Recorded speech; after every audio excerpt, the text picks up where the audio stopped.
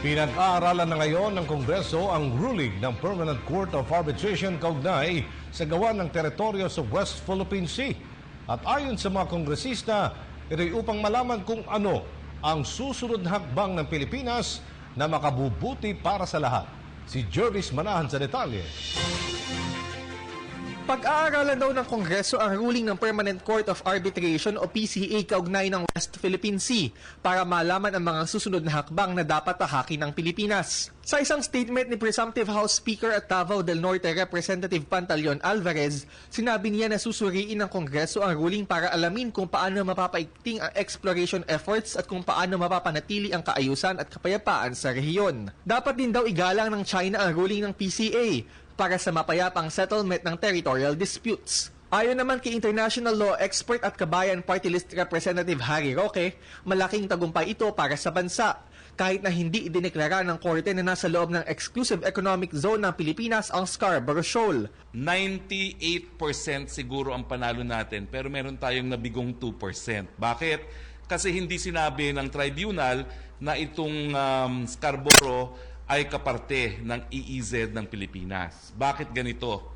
Well, kaya naman ganyan po yan dahil ang sinasabi ng mga Chino na itong Scarborough daw ay kaparte ng Hwagyang Island. Paglilinaw ni Roque, idineklara ng PCA na walang legal na basihan ang 9-dash line claim ng China na umaangkin sa kalakhan ng West Philippine Sea.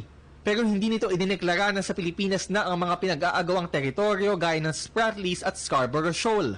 Mga karapatan sa dagat lang daw ang nadedesisyonan ng arbitration at hindi sakop nito ang mga isla.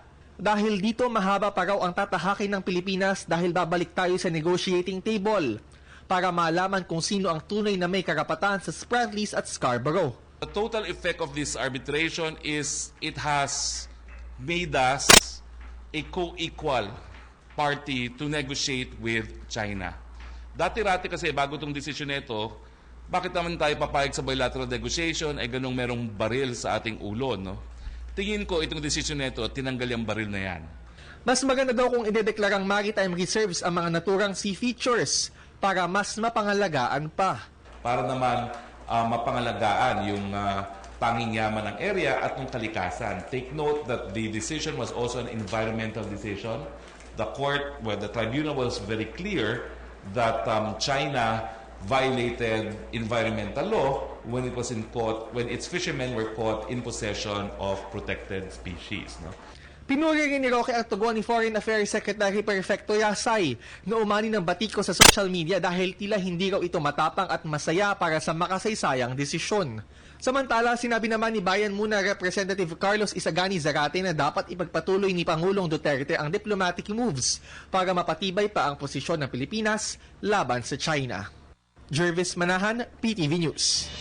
Hi, ako si Ria Fernandez. Mag-subscribe na sa PTV YouTube channel. I-click lang ang subscribe button.